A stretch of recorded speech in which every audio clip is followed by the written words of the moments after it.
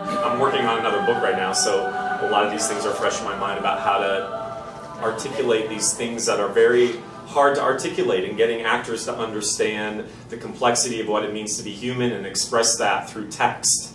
And I think that's a lifelong quest of getting more and more honest. And it's not reducible to any specific formula. There are no formulas for anything in life. I mean, you can get by with formulas for a very short amount of time, but then you realize like they burn out and they're not sustainable. Which then leads me to this question about what does sustain us, or what sustains you. And I think that, you know, I was talking to Barbara today because so Sean is shooting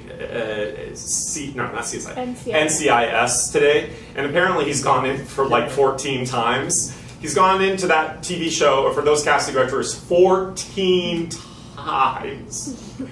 They're more like this now when he walks in the door. They are. They're like that. They're going like this. That's amazing. But I guess, and that's amazing, and that shows that we are in a business of perseverance, and you have to keep moving forward, and you can't take things personally, and sometimes you want to pull your hair out and stop, and that's okay too.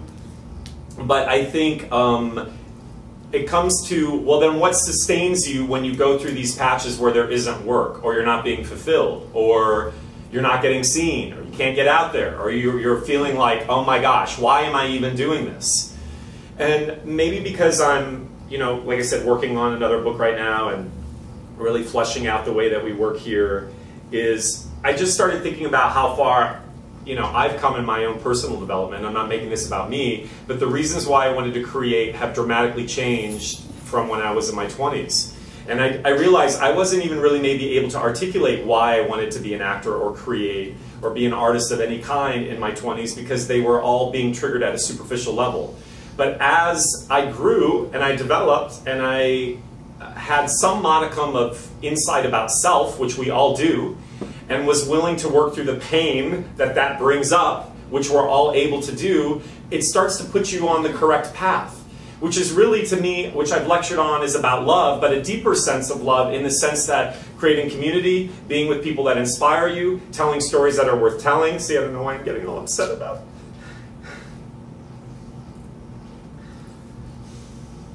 I mean, it's not upset like sadness, it's upset of my heart being full. That to me is the real reason why we're creating in any way, people. Because jobs ultimately aren't sustainable. It's great that I mean, my God, most people would quit 14 times going in. I know Barbara herself has gone in for, what's that other show, Grey's Anatomy, 6 or 8 times. It almost, you know, every time you feel like you're getting closer and you're not, it almost sort of double downs you and makes you feel like, I'm going to stop. I just can't get that close and then not make it happen. And so I think that this whole thing about sustainability comes from having a deeper connection with people that inspire you to do the kind of things and tell the kind of stories you want to be telling. That's who we are as artists. And so as I was thinking about this, I came across, because I'm trying to find some quotes that have always been meaningful to me on my journey. And I came across this, and it just...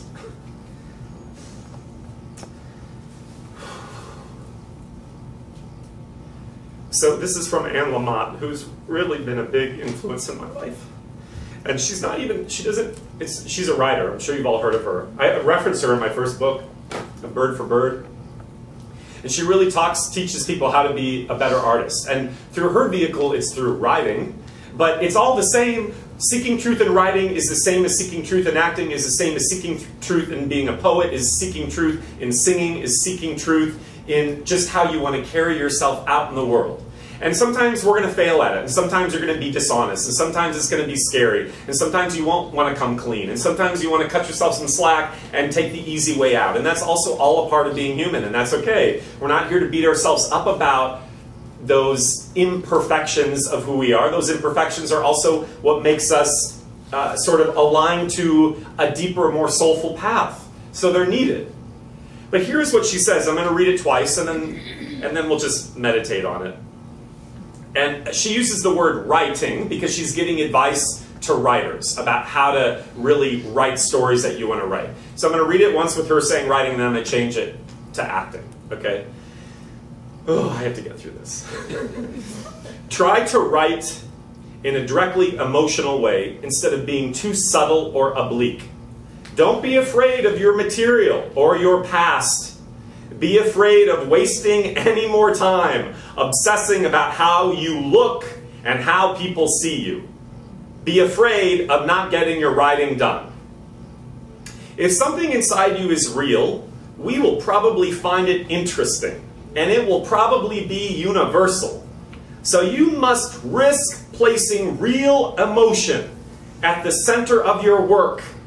Write straight into the emotional center of things. Write toward vulnerability.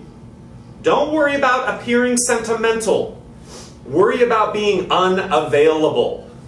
Worry about being absent or fraudulent. Risk being unliked. Tell the truth as you understand it. If you're a writer, you have a moral obligation to do this, and it is a revolutionary act. Truth is always subversive. Isn't that amazing? I'm going to read it one more time, and I'll say the word act. Try to act in a directly emotional way, instead of being too subtle or oblique. Don't be afraid of your material or your past. Be afraid of wasting any more time obsessing how you look and how people see you. Be afraid of not getting your acting done. If something inside you is real, we will probably find it interesting, and it will probably be universal. So you must risk placing real emotion at the center of your work. Act straight into the emotional center of things. Act toward vulnerability. Don't worry about appearing sentimental. Worry about being unavailable. Worry about being absent or fraudulent. Risk being unliked. Tell the truth as you understand it. If you're an actor, you have a moral obligation to do this. And it's a revolutionary act. Truth is always subversive. You guys, that's the real reason why you want to be an actor, whether you're conscious of that or not. And what this work is all about is making us not only more conscious and mindful of that, and letting that be the foundational aspect of how we create, but taking that beautiful aspect of truth and presence out into the world with you. You can do it. That's how you make a difference. That's how you show up. That's how you energetically change dynamics in your life and other people's lives. Creates possibility. So just think about that this week, about what sustains you, and hopefully that will revive you and reinvigorate you for the last quarter of the year, as it is August, soon to be fall. So you all sustain me, this class, this studio all sustains me, and I'm very appreciative of it.